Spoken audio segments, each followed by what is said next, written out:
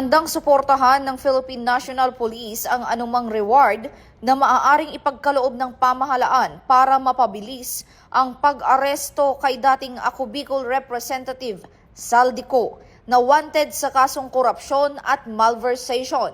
Ayon kay Acting Chief PNP Police Lieutenant General Jose Melencio C. Nartates Jr., tuloy-tuloy ang mahigpit na koordinasyon ng PNP kasama ang DILG at Office of the President upang mapabilis ang manhunt sa naturang personalidad na pinaniniwalaang nagtatago ngayon sa Portugal.